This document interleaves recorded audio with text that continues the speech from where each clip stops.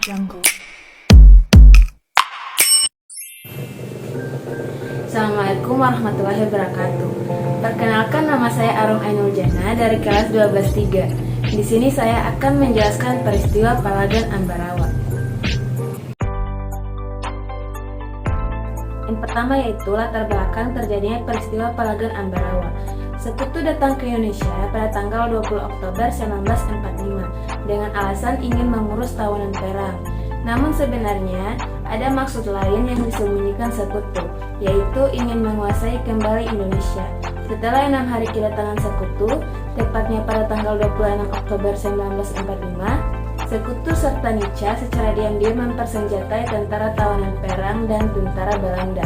Pada tanggal 2 November 1945, diadakan perundingan antara Soekarno dan Brigadir Bethel. Tujuan dari pertemuan tersebut adalah menenangkan suasana dan gencatan senjata. Namun sekutu mengingkari perjanjian tersebut dengan menambah pasukan dan persenjataan. Kolonel Sudirman menerapkan strategi gelar supir kurang, yaitu taktik pengepungan sehingga akhirnya musuh benar-benar terkurung dan menyerah. Berikutnya yaitu tujuan. Tujuan utama dari peristiwa Palagan Ambarawa adalah untuk mempertahankan daerah dari tentara sekutu yang pada saat itu sekaligus yang masih menjadi tahanan Nica. Berikutnya yaitu jalannya peristiwa Palagan Ambarawa. Pada kenyataannya, sekutu mengingkari perjanjian dan meletuslah pertempuran 20 November 1945 yang menjalar ke dalam kota pada 22 November 1945. Sekutu juga melakukan pemboman ke pedalaman Ambarawa yang mengancam posisi TKR. Medan perang di Ambarawa kemudian terbagi menjadi 4 sektor, yaitu sektor utara, timur, barat, dan selatan.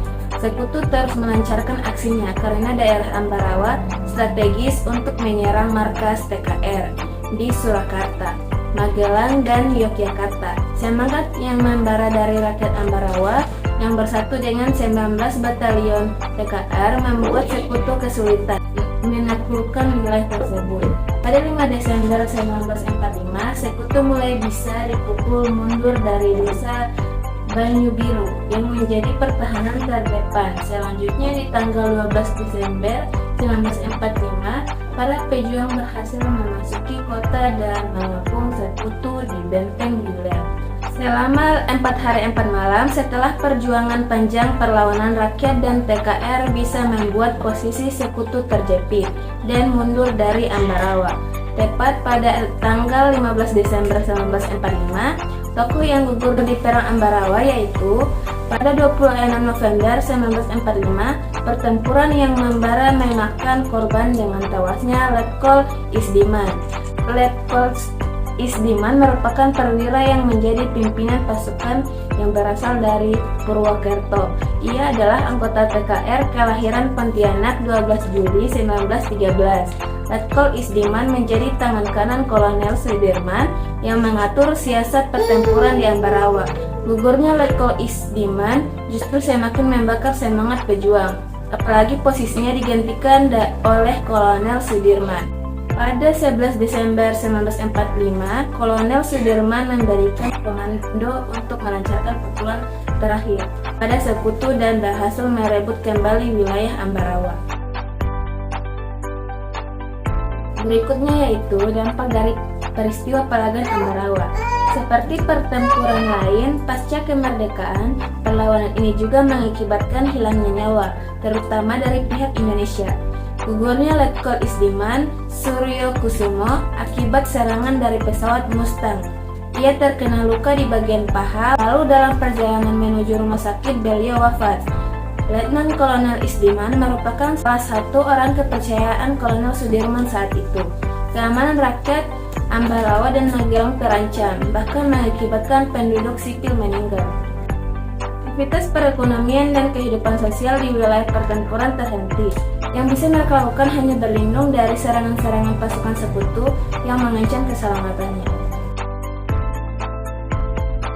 Berikutnya yaitu upaya yang dilakukan pemerintah. Pertempuran sempat berhenti pada saat kedatangan Presiden Soekarno dan Brigadir Bethel di Magelang pada 2 November 1945. Mereka pun mengadakan perundingan yang melakukan gencatan senjata. Melalui perundingan tersebut, tercapai sebuah kesepakatan antara lain. Pihak Inggris akan tetap menempatkan pasukannya di Magelang untuk melakukan kewajibannya melindungi dan mengurusi evakuasi APW. Jalan Raya Magelang sampai Ambarawa terbuka bagi lalu lintas Indonesia dan Inggris.